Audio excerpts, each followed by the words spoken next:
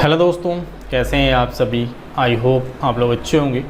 तो दोस्तों आज हम जो बीपीएससी का एग्ज़ाम्स हुआ था 30 तारीख को, उस बीपीएससी के एग्ज़ाम से जो मैथमेटिक्स के 10 सवाल पूछे गए थे, उन सारे 10 सवाल को आज हम बहुत ही अच्छे तरीके से सोल्व करके आपको बताने वाले हैं। क्योंकि आप अगर बिहार एसएससी या फिर बीपीएससी या किसी भी तरह की गवर्नमेंट जॉब की तैयारी कर रहे हैं, तो आपको ये चीज़ें रियलाइज़ हो सके कि कॉम्पिटिटिव एग्ज़ाम्स में क्वेश्चंस का जो लेवल है वो बहुत ज़्यादा हाई या टफ़ नहीं पूछे जाते।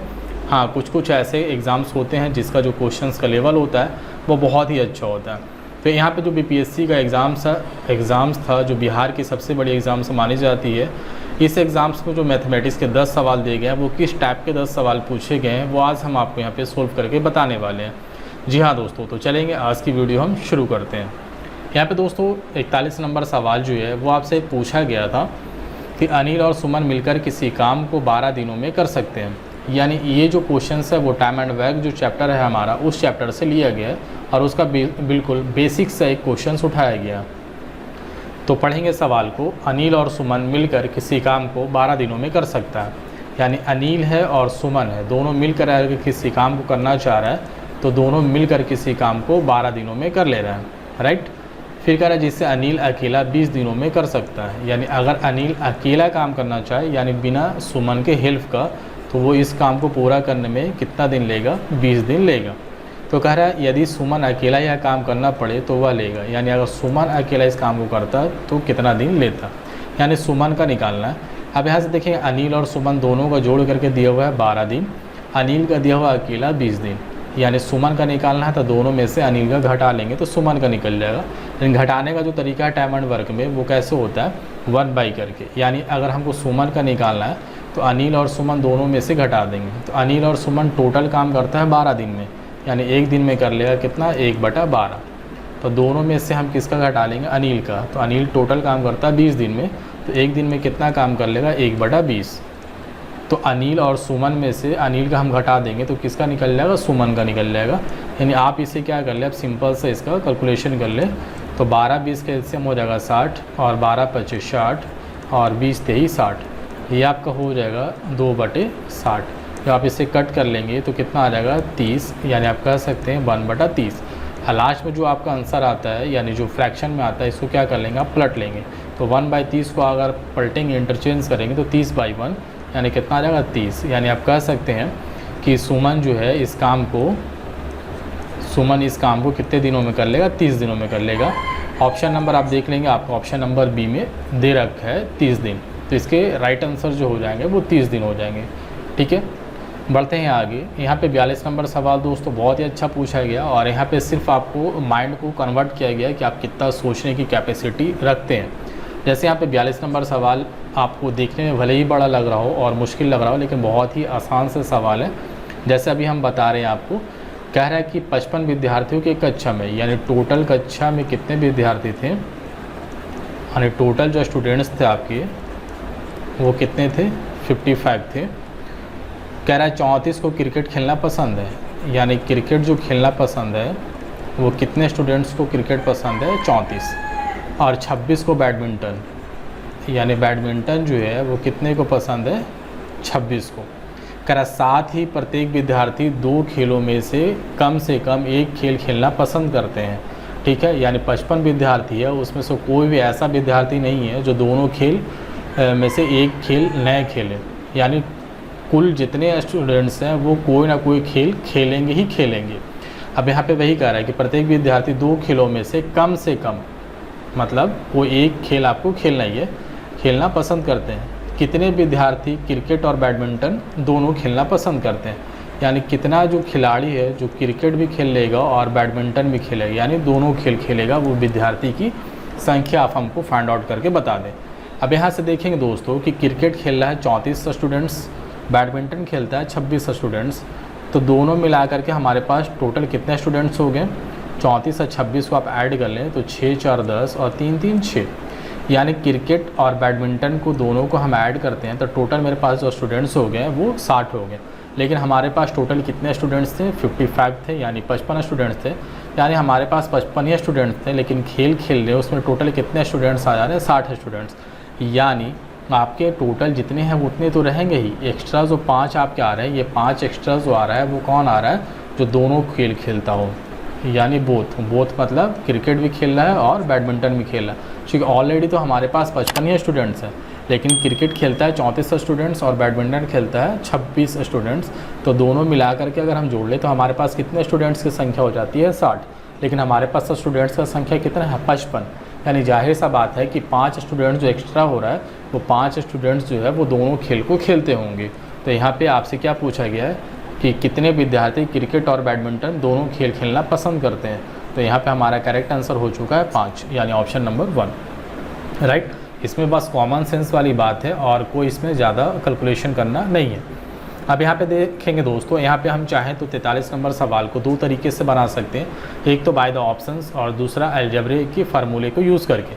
लेकिन अलजेब्रे का फार्मूला यूज़ करके अगर हम बनाना चाहें दोस्तों तो थोड़ा सा लंबा जाएगा और टाइम भी आपको थोड़ा सा देना होगा। यहाँ पे आपको एग्ज़ाम से वो चीज़ें नहीं करनी होती है जो बहुत ही ज़्यादा टफ़ और क्रिटिकल हो जाए आपके लिए। आपको भी सिंपल सा, आपको जिस तरीके से आप एग्ज़ाम्स में अपना आंसर निकाल सके वो आप अपना आंसर निकाल लें। अब यहाँ से हम आपको बाय द ऑप्शन ले चलेंगे। बाय द ऑप्शंस आप कैसे कर सकते हैं देखेंगे। आपसे कह रहा है वे 2 प्राकृतिक संख्याएँ कौन सी है जिसका गुणनफल 24 है। कह रहा 2 प्राकृतिक संख्या कौन सी है जिसका गुणनफल 2400 है। यानी हम प्राकृतिक संख्या 2 ठो मान लिया है, एक x से और दूसरा y है, और दोनों का क्या कह रहा है, गुणनफल मतलब मल्टीपल हो जाएगा। कितना है, 2400। यानी x y को अगर मल्टीपल कर दे तो वो आ जाए 2400। फिर कह रहा है और जिनके वर्गों का योगफल 5200 है। यानी अगर वही दोनों प्राकृतिक संख्याओं के वर्गों का योगफल निकाल दे, यानी x का स्क्वायर प्लस y का स्क्वायर, तो हमको कितना आ जाना चाहिए 5200। तो कह रहा है कि वे 2 प्राकृतिक संख्याएँ कौन सी हैं। अब 2 प्राकृतिक संख्या आपको ऑप्शन में डाला रहेगा। आप इस तरह से ऑप्शन को चूज़ कर लें कि दोनों संख्याओं को आप गुना कर लें तो आपको 2400 भी आ जाए, और वही दोनों संख्याओं के वर्गों का स्क्वायर करके आप जोड़ दें तो क्या आ जाए, 5200 भी आ जाए। अब कौन से ऑप्शन वैसे रहेंगे। अब यहाँ से एक और हम छोटी सी पॉइंट आपको बता रहे हैं कि एग्जामिनेशन हॉल में आपको बहुत आसान तरीके से कम समय में कैसे कर पाएंगे। जो ऑप्शंस आपको सबसे आसान लग रहा हो कैलकुलेशन करना, फर्स्ट ऑफ ऑल आप उसी ऑप्शन का इस्तेमाल करें। जैसे हमको ज़्यादातर ऑप्शन जो आसान होगा वो 60, 40 या फिर 120, 20, 80 या 30, 75 और 32 को गुना करना भी मुश्किल होगा और इसका वर्ग करके जोड़ना भी कहीं ना कहीं मुश्किल होगा। तो इस सारे ऑप्शन को छोड़ दें, पहले जो आसान लगे आप उसको कर लें। तो ऑप्शन नंबर बी थोड़ा हमें आसान लग रहा है कैलकुलेशन करना, करके देखते हैं। हमें कह रहा है दोनों प्राकृतिक संख्याओं को अगर गुना कर दें तो 2400 आ जाए। अब दोनों प्राकृतिक संख्या में अगर हम मान लें कि x हमारा अगर 60 होगा और y अगर हमारा 40 होगा, तो दोनों को हम गुना करके देखें तो 6 चौका 2400 आ जाता है, ठीक है। अगर फिर कह रहा था कि पहला कंडीशन तो आप पार कर गए कि दोनों को अगर गुना कर दिए तो 2400 भी आ जाना चाहिए, लेकिन सेकंड कंडीशन था कि अगर उनके वर्गों का जो जोड़ करेंगे यानी जोड़ देंगे तो 5200 भी आना चाहिए। अब यहाँ पे दोनों का हम वर्ग करके जोड़ते हैं तो 60 का वर्ग कितना हो जाएगा, 3600, और 40 का वर्ग कितना हो जाएगा, 1600। अब दोनों का क्या कह रहा है, जोड़, दोनों का जोड़ निकाल दिए तो कितना आ जाएगा, 5200, यानी 5200 हमारे आगे। अब ये वाला जो ऑप्शन है ऑप्शन नंबर बी, इसमें दोनों कंडीशन हमारा फुलफ़िल होता है। कौन सा, कि संख्याओं को अगर गुणनफल करते हैं तो हमारा 2400 भी आ जाता है, अगर इसके वर्गों का योग निकालते हैं तो 5200 भी आ जाता है। तो ये हमारा से यहाँ से ऑप्शंस राइट हो जाएगा, ऑप्शन नंबर बी। आपको आगे करने की ज़रूरत ही नहीं है, क्योंकि कोई भी ऐसा ऑप्शंस नहीं होगा जो आपको दोनों ऑप्शंस को फुलफ़िल कर लेगा, दोनों कंडीशन को फुलफ़िल कर लेगा, राइट। तो यहाँ से आप बाय द ऑप्शंस कर ले, बहुत ही आसान तरीका होगा आपके लिए, क्योंकि अलजेब्रे के तरीके से बता सकते हैं, लेकिन थोड़ा सा आपको टाइम देना होगा और थोड़ा सा लंबा जाएगा। अब यहाँ पे 44 नंबर जो सवाल है दोस्तों, 44 नंबर सवाल जो है वो नंबर सिस्टम जो हम पढ़ाते हैं उसी नंबर सिस्टम का एक पार्ट है। अब यहाँ पे 44 नंबर सवाल क्या कह रहा है, कह रहा है 100 और 500 के बीच कितनी संख्याएँ 4, 5, 6 से विभाजित है। यानी कहने का तात्पर्य ये है कि 100 और 500 के बीच कितनी ऐसी संख्याएँ हैं जो 4 से भी कट जाए, 5 से भी कट जाए और 6 से भी कट जाए। तो हम जब आपको एलसीएम या एचसीएफ पढ़ाएंगे तो वहाँ पे हम बताएंगे कि अलग अलग संख्याओं से कटने के अलावा या उसके बावजूद उसके एलसीएम से कट जाना चाहिए। अगर किसी भी संख्या को बहुत अलग अलग संख्या से डिवाइड करना है तो अलग अलग संख्या से डिवाइड ना करके उसके एलसीएम से डिवाइड करना पड़ता है। अब यहाँ पे वही है, कह रहा है कि 100 और 500 के बीच कितनी संख्याएं 4, 5 और 6 से विभाज्य है, यानी 4 से भी कट जाए, 5 से भी कट जाए और 6 से भी कट जाए। तो अलग अलग कटने से अच्छा है कि उसके एलसीएम से कट जाए। तो 4, 5, 6 अलग अलग ना काट के हम क्या करेंगे, उन संख्याओं के एलसीएम से काटेंगे। तो 4, 5, 6 का एलसीएम कितना हो जाएगा, 60, राइट। अब यहाँ पे क्या कह रहा है कि 100 और 500 के बीच के ही संख्या निकालना है, इसके आगे यानी इससे पहले और 100 से पहले और 500 के बाद नहीं, 100 और 500 के बीच। तो आपको वहाँ पे हम एक चीज़ बताएंगे कि जब ये वर्ड आ जाए, 2 वर्ड आता है यहाँ पे, एक बीच और दूसरा तक। अगर बीच वाला वर्ड हो जाए तो आपको क्या करना होगा, लास्ट माइनस फर्स्ट बटे एलसीएम। अब लास्ट क्या है, फर्स्ट क्या है, वो हम बताएंगे, माइनस फर्स्ट बटे एलसीएम। ये हम फार्मूला आपको रेडीमेड बना के दे रहे हैं, जबकि हम लोग वैसे फार्मूले का यूज़ नहीं करते। अब ये चीज़ आप देखेंगे, बीच वाला वर्ड जब भी रह जाए तो आपको क्या करना होगा, लास्ट में से फर्स्ट घटाना है। तो लास्ट माइनस फर्स्ट बटे एलसीएम। तो लास्ट 100 और 500 में लास्ट कौन है, 500। तो 500 में से एक चला जाएगा, कितना आ जाएगा, 499। और एलसीएम कितना है, 4, 5, 6 का एलसीएम जो आएगा वो 60 आएगा, राइट। माइनस फर्स्ट, तो फर्स्ट संख्या कौन सा है, 100। अब बटा एलसीएम, तो एलसीएम फिर से कितना, 60। अब आपको इस तरह से इसको कैलकुलेशन करना है कि कटना नहीं चाहिए, लास्ट भागफल जितने बार जाए वो भागफल लिखना है। अगर हम 60 से 499 में भाग दे तो कितने बार, 8 छके 48 यानी 480, यानी लास्ट जो भागफल जाएगा वो कितने बार जाएगा, 8 बार। तो लास्ट भागफल जितने बार जाता है उसको सिर्फ लिखना पड़ता है, यानी 60 से हम 499 में भाग दें तो लास्ट भागफल जो हमारा जाएगा वो 8 बार जाएगा। तो 8 लिखेंगे, माइनस का साइन है तो माइनस देंगे, 60 से 100 में भाग दे देंगे तो लास्ट भागफल कितने बार जाएगा, एक बार ही जाएगा। क्योंकि 60 को 2 बार कर लें तो 60, 60, 120, यानी 100 से ऊपर चले जाएंगे, एभव चले जाएंगे। ऊपर नहीं जाना है, लास्ट भागफल जाना है। तो लास्ट भागफल एक ही बार हम जा सकते हैं। तो 8 में से 1 चला जाएगा, कितना आ जाएगा, 7। और 7 जो होगा वो इस सवाल के आंसर हो जाएंगे, ऑप्शन नंबर 1 में आप देख लेंगे, राइट।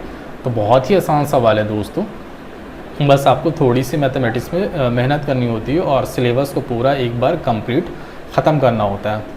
तो यहाँ पे जो हो जाएगा वो राइट आंसर आपके हो जाएंगे 7, यानी 7 ऐसी संख्याएं हैं 100 और 500 के बीच जो 4 से भी कट जाएगा, 5 से भी कट जाएगा और 6 से भी कट जाएगा।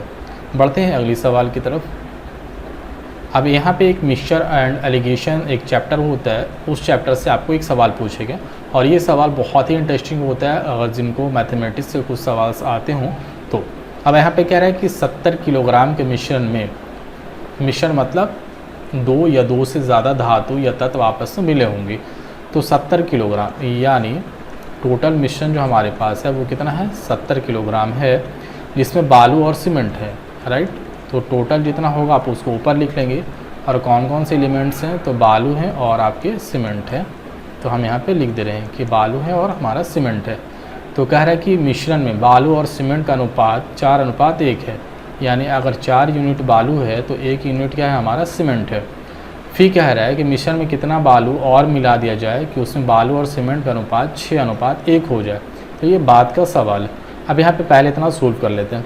कह रहा है कि 70 केजी हमारे पास क्या है, मिश्रण है। किसका मिश्रण है, तो बालू और सीमेंट का, जिसमें अगर बालू मिलाते हैं तो 4 यूनिट मिलाते हैं, यानी अगर बालू हम 4 कठौत लेंगे यानी 4 यूनिट हम मान के चलते हैं, तो आपको सीमेंट कितना लेना होगा, 1 यूनिट यानी 1 कठौत लेना होगा।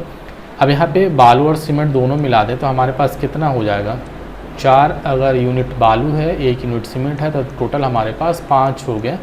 यानी अगर हम ऐसे मान लें कि बालू 4 केजी ले रहे हैं, सीमेंट 1 केजी ले रहे हैं, तो दोनों का मिश्रण हमारे पास कितना हो गया, 4 1 5 केजी।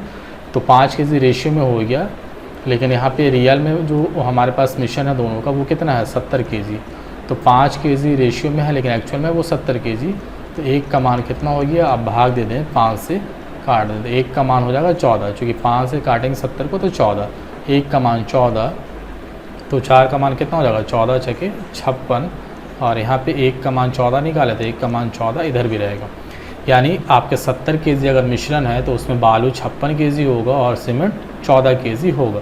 लेकिन अब यहाँ पे दोस्तों क्या कह रहा है आपसे कह रहा है यहाँ पे कि मिश्रण में कितना बालू और मिला दिया जाए कि उसमें बालू और सीमेंट का जो अनुपात होगा वो 6:1 हो जाएगा। अब कह रहा है कि इसमें कुछ हम क्या कर रहे हैं, बालू और मिला दे रहे हैं। तो जो बालू और सीमेंट का जो अनुपात है वो 6:1 हो जाएगा। यानी बालू अगर 6 kg हो जाए तो सीमेंट 1 kg हो जाए। अब यहाँ पे देखेंगे आप मिला क्या रहे हैं, सबसे मेन पॉइंट यहाँ पे यही है कि जो कांस्टेंट होता है उसको पकड़ते हैं। आप मिला क्या रहे हैं, मिश्रण में बालू मिला रहे हैं, तो घटे या बढ़ेगा मिश्रण में, वो किसकी मात्रा घटे या बढ़ेगा, बालू का। लेकिन इफेक्ट किस पे नहीं पड़ेगा, सीमेंट पे, क्योंकि सीमेंट को ना तो आप मिला रहे हैं नहीं तो निकाल रहे हैं। सीमेंट पहले जितना था उतना अभी भी रहेगा। तो सीमेंट यहाँ पे देखेंगे मिला रहे हैं किसको, बालू, क्योंकि साफ साफ कह रहा है कितना बालू और मिला दिया जाए। तो इस पॉइंट को छोड़ देंगे, बालू मिला रहे हैं ना, तो घटे या बढ़ेगा संख्या बालू का, तो कांस्टेंट कौन सा रह जाएगा, सीमेंट। सीमेंट ना तो घटेगा नहीं तो बढ़ेगा। तो यहाँ पे सीमेंट जितना पहले था उतना अभी भी रहेगा। तो सीमेंट पहले कितना था, 1 रेशियो में, लेकिन 1 का मान रियल में कितना था, 14। यानी यहाँ भी 1 जो होगा वो कितना हो जाएगा, 14 के बराबर। चूँकि सीमेंट पहले 14 kg था तो सीमेंट अभी भी 14 ही kg रहेगा। अब यहाँ पे 1 का मान आ गया 14, तो रेशियो 1 का मान 14, तो रेशियो 6 का मान कितना हो जाएगा, 14 × 6 = 84, राइट। तो अब यहाँ से इसी हिसाब से अगर हम बालू जो होगा वो 84 लेंगे तो सीमेंट कितना होगा, 14 होगा। तो पहले बालू हमारे पास कितना था, 56 था। अब बालू हमारे पास कितना हो गया, 84 हो गया। तो 56 से कितना आपने बढ़ा दिया, 56 से आप यहाँ पे 28 kg बढ़ गया।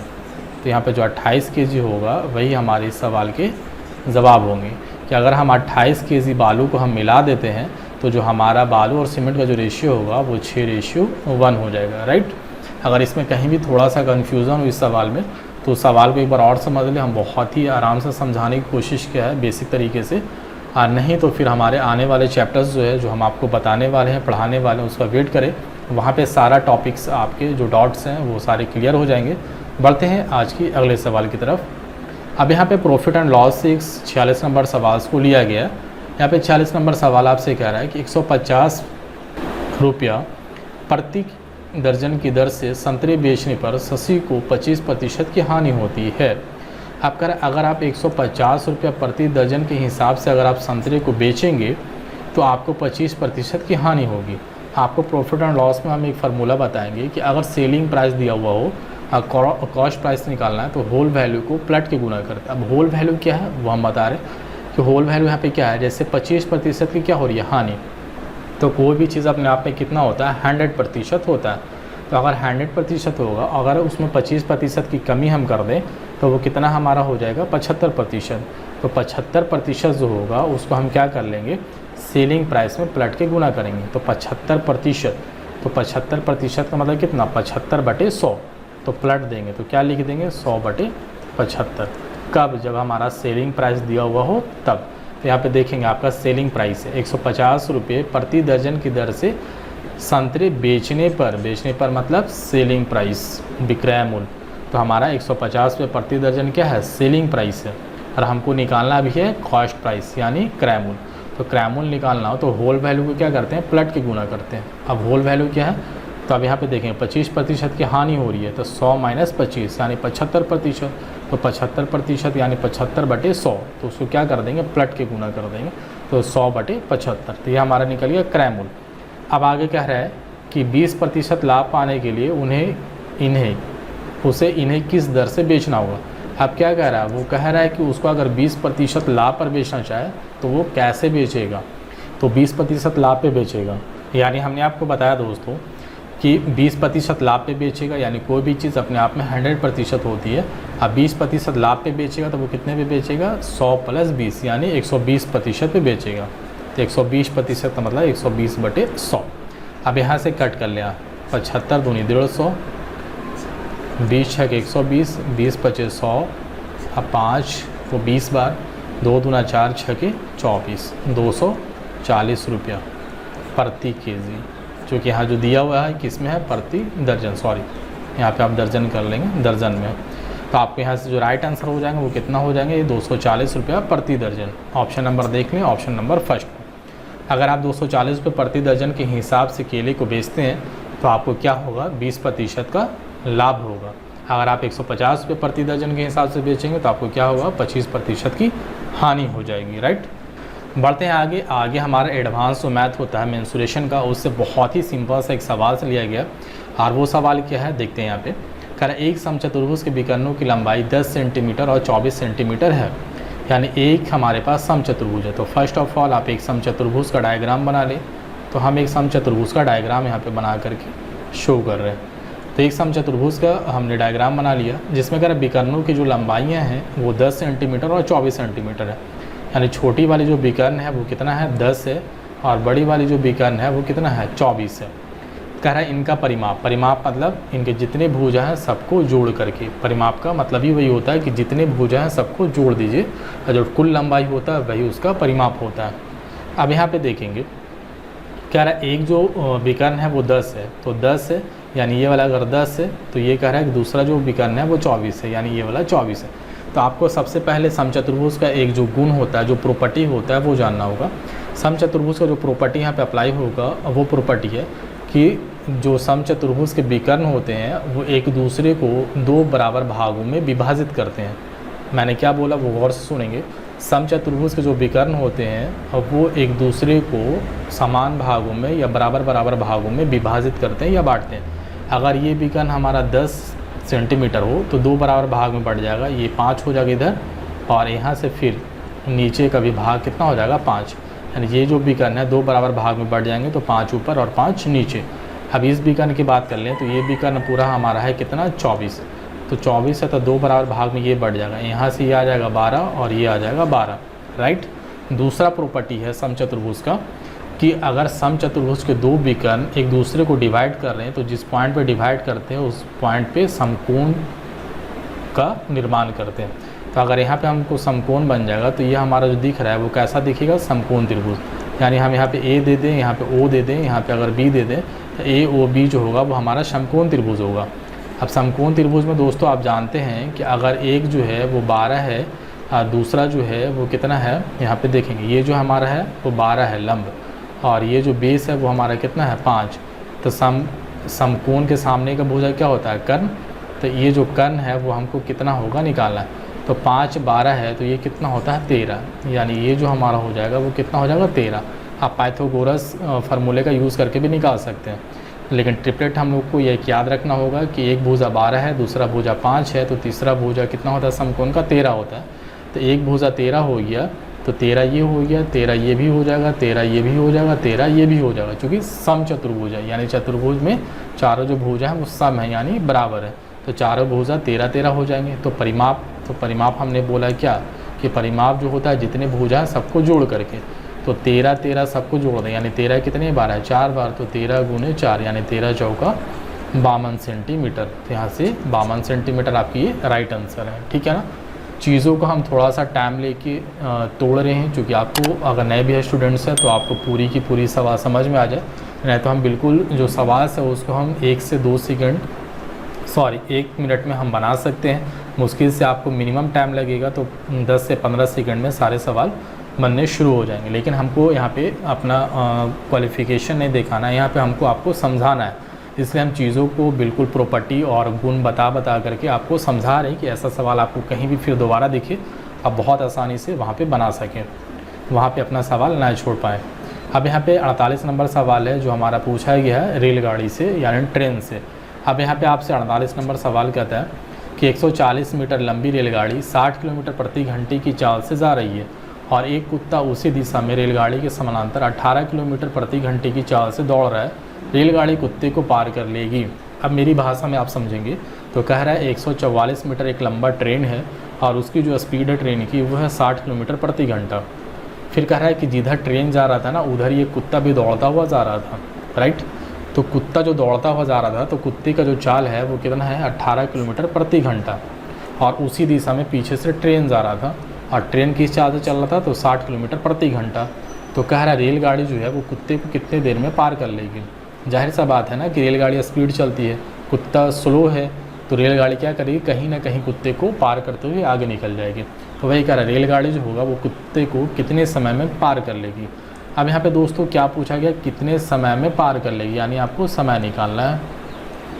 और यहाँ पे देखेंगे जो भी आंसर दिया गया है वो आपको समय में ही दिया जाएगा, चाहे मिनट में दे दे, सेकंड में दे दे, घंटा में दे दे, आपको समय का ही यूनिट दिया जाएगा। तो हमको यहाँ पे समय निकालना है, तो समय बराबर आप क्या जानते हैं, समय बराबर होता है दूरी बटे चाल। अब दूरी, यहाँ पे दूरी कितना है दोस्तों, अब यहाँ पे देखेंगे दूरी जो है वो रेलगाड़ी अगर किसी पॉइंट को पार करे, किसी खंभे को पार करे, किसी आदमी को पार करे या किसी जानवर को पार करे, यानी वो अपनी लंबाई को पार करती है। तो रेलगाड़ी यहाँ पे कुत्ते को पार करे यानी रेलगाड़ी अपनी पूरी लंबाई को पार कर लेगी। तो रेलगाड़ी अपनी पूरी लंबाई पार करे यानी अपनी लंबाई कितना है 140, यानी जो दूरी उसको पार करना है वो कितना पार करना है 140 मीटर। तो दूरी हो गया चाल। तो चाल कौन सा, अब देखेंगे जब एक ही दिशा में दोनों वस्तु या दोनों चीज़ें जाएँ तो चाल क्या होता है, घटता है। तो एक का चाल है रेलगाड़ी का 60 और कुत्ते का चाल है 18, तो दोनों क्या हो जाएगा, घट जाएगा। चूँकि रिलेटिव वेलोसिटी होता है, अगर दोनों एक ही दिशा में हो तो रिलेटिव वेलोसिटी क्या होता है, आपस में घट जाता है। तो एक 60 है दूसरा 18 है, तो जो चाल होगा दोनों क्या हो जाएगा, आपस में घट जाएगा, चूँकि एक ही दिशा में। अगर विपरीत दिशा में होगा तो चाल क्या हो जाएगा, जुड़ जाएगा, बस अंतर इतना ही है। तो एक ही दिशा में है तो चाल घटेगा। लेकिन यहाँ देखेंगे जो दूरी है आपका वो मीटर में है और यहाँ जो चाल है वो आपका किलोमीटर प्रति घंटा में है। तो जो किलोमीटर प्रति घंटा में आप इसको क्या कर लें, मीटर प्रति सेकंड में चेंज कर लें, क्योंकि यहाँ पे दूरी मीटर में है और आंसर सेकंड में है। तो किलोमीटर प्रति घंटा को मीटर प्रति सेकंड में चेंज कर लें। तो मीटर प्रति सेकंड में चेंज कर लेंगे तो आपको क्या करना होगा, 5/18 से गुना करना होगा। अब इसको आप सोल्व कर लें, बस यही आपका आंसर हो जाएगा। तो 140/60 में से 18 चला जाएगा 42, 5/18। तो आप इसे कैलकुलेशन कर लें। तो जब कैलकुलेशन कर लेंगे तो यहाँ पे कट कर लें, 6 × 18 और 6 × 7 42 और 7 दूना 14 और 5 चौका 20। तो 4 ऊपर था, ये 3 जा कर के ऊपर गुना हो जाएगा। तो 4 × 3 12 और ये किस में निकल जाएगा, सेकंड में। तो ये आपने किस में चेंज कर दिया है, मीटर प्रति सेकंड में। तो 12 क्या आ जाएगा, सेकंड में। यानी 12 सेकंड में जो ट्रेन है वो कुत्ते को क्या कर लेगा, पार कर लेगा, राइट। तो इसके जो ऑप्शंस हो जाएंगे 1 हो जाएंगे। बढ़ेंगे आज की अगली सवाल जो हमारा है क्लॉक चैप्टर से। और क्लॉक चैप्टर से यहाँ पे 2 सवाल लिए गए हैं और यही सवाल वो हैं दोस्तों जिससे बहुत सारे लड़कन छोड़ चुके होंगे, क्योंकि क्लॉक चैप्टर और कैलेंडर पे वैसे बहुत सारे लोग ध्यान नहीं देते और क्लॉक से भी बहुत अच्छे लेवल का सवाल पूछा गया, कोई मीडियम या इजी सवाल नहीं पूछे गए। लेकिन हम यहाँ पे आपको बताते हैं कि कैसे आप इन चीज़ों को आसान तरीके से सोल्व कर लेंगे। तो चलिए शुरू करते हैं कि एक घड़ी सुबह ठीक 6 बजे सेट की जाती है। यह घड़ी 24 घंटे में 10 मिनट आगे बढ़ जाती है। जब दूसरे दिन यह घड़ी 11 बजे पूर्वाह्न इंगित करती है तो सही समय क्या होगी। यानी कहने का मतलब है कि घड़ी को हमने क्या किया, 6 बजे सेट कर दिया, ठीक है, टाइम को मिला दिया। फिर लेकिन ये देखा जाता है कि जैसे ही घड़ी 24 घंटे अगर चलती है तो वो 10 मिनट क्या होती है, फास्ट हो जाती है।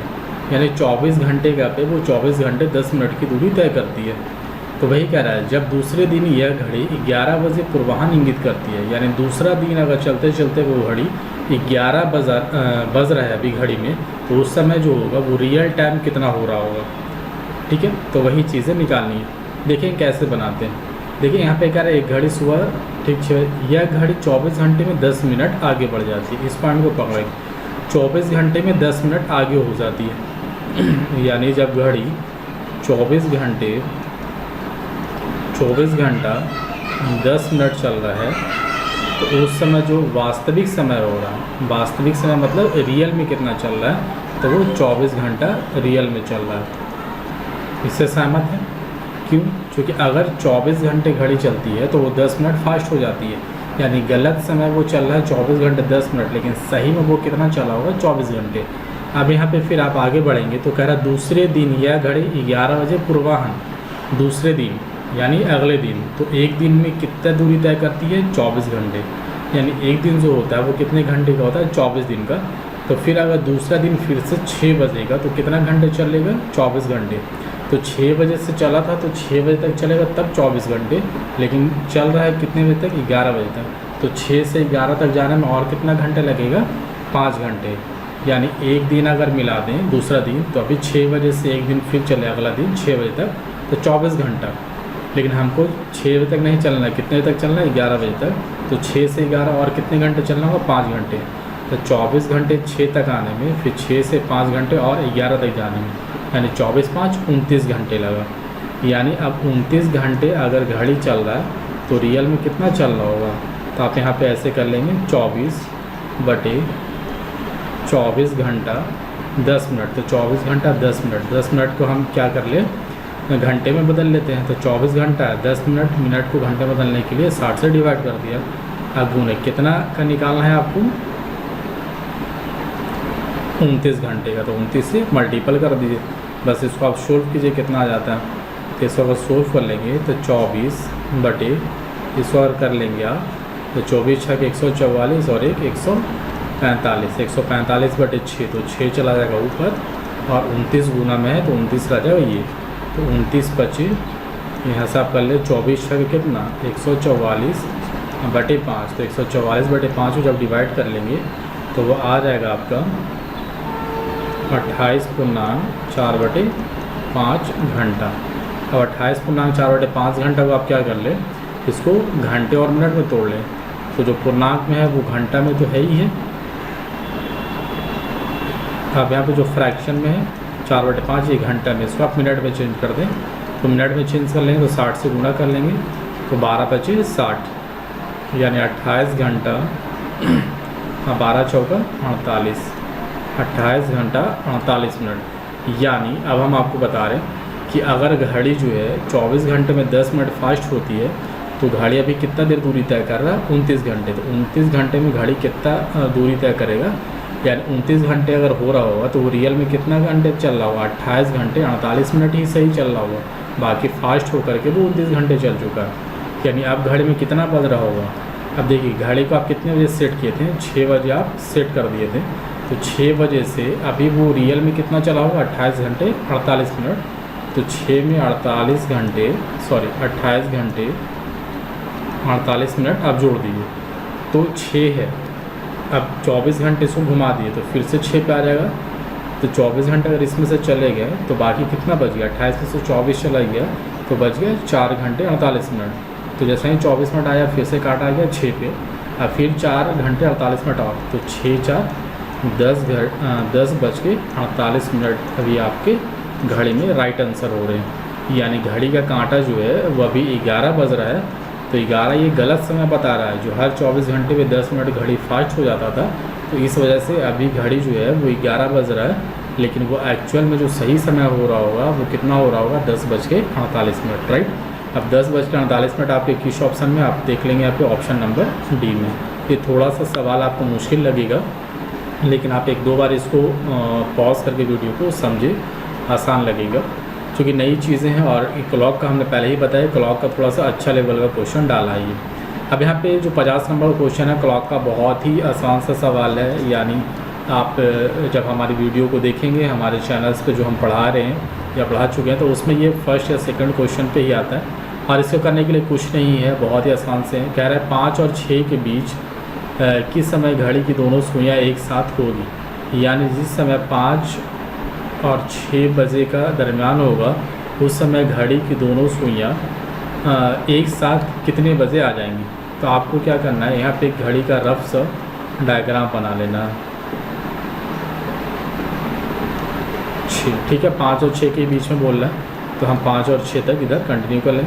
तो आपको कितना से कितने के बजे के बीच है 5 से 6 बजे के बीच। तो जो पहला डिजिट आता है उसको आप घड़ी में पूरा बजा लीजिए। तो पहले कितना बजता है 5, तो 5 बजा लीजिए। तो 5 बजाएंगे तो जो घंटे की सुई होगा वो 5 पे होगा, हाँ मिनट की घड़ी जो होगा मिनट की सुई वो कितने पे होगा 12 पे होगा। फिर हमारा क्या बच गया 5। अब यहाँ से देखेंगे कह रहा है कि 5 और 6 के बीच, यानी 5 और 6 के बीच जो है किस समय मतलब कितना बज रहा होगा उस समय कि मिनट और घंटे दोनों सुइयाँ क्या होगी एक साथ होगी, यानी एक दूसरे के ऊपर ओवरलैप होगी। वो समय आपको निकालना है कितने बजे दोनों एक दूसरे के ऊपर आ जाएगा। तो आपको कुछ नहीं करना रहता है। यहाँ पे देखिए यहाँ पे जब हम जो 5 था सबसे पहले हम 5 बजा देंगे तो मिनट को जो सुई है वो 5 तक आने में कितना दूरी तय करना होगा 25 मिनट। चूँकि यहाँ से 12 से आप चलेंगे तो 5 तक आते आते आपको 25 मिनट का दूरी तय करना होगा। तो 25 मिनट का दूरी अगर आपको तय करना है तो आप यहाँ पे 25 लिख दें, राइट। इसके बाद आप क्या कर लें 25 कुछ नहीं करना रहता है, 25 लिख दें जितना दूरी तय करना। उसके बाद 60/55 से आप गुना कर दें, ठीक है। 60/55 क्यों करते हैं इसका एक थ्योरी है, जब हम पढ़ाएंगे क्लॉक चैप्टर तो हम आपको वहाँ पे बताएंगे। अभी फ़िलहाल आप ये सोचें कि इस तरह का जो भी सवाल होता है जितना दूरी तय करना रहता है उस दूरी को हम लिखते हैं, यानी हमको 25 मिनट का दूरी यहाँ से यहाँ तक तय करना है। अब बाकी 60/55 से हम गुना कर देते हैं। इसको देख लेंगे, 5×5 = 25, 11×5 = 55, तो 6×5 = 30, यानी 300/11। अब 300/11 को जब आप डिवाइड कर लेंगे तो आ जाएगा आपका 27.3/11। तो 27 मिनट 27.3/11 मिनट जैसा ही होगा तो वो क्या करेगा, घड़ी और मिनट की सुई आपस में मिल जाएगा। यानी 5 बजा था, 5 बजे और उसके बाद 27 मिनट 3/11 मिनट और, यानी 5:27.3/11 मिनट पे घड़ी की दोनों सुइयाँ आपस में एक दूसरे के ऊपर ओवरलैप होंगी या एक साथ होंगी। ठीक है, तो इस तरह से हम चीज़ों को आसान तरीके से सोल्व करते हैं। उम्मीद करते हैं दोस्तों कि आपको हमारी वीडियो पसंद आई होगी, क्योंकि यहाँ पे हमने टाइम लिया है और टाइम लेने का रीज़न ये है कि मेरा जो मकसद था वो आपको हर एक सवाल को बहुत ही अच्छे तरीके से समझाना था।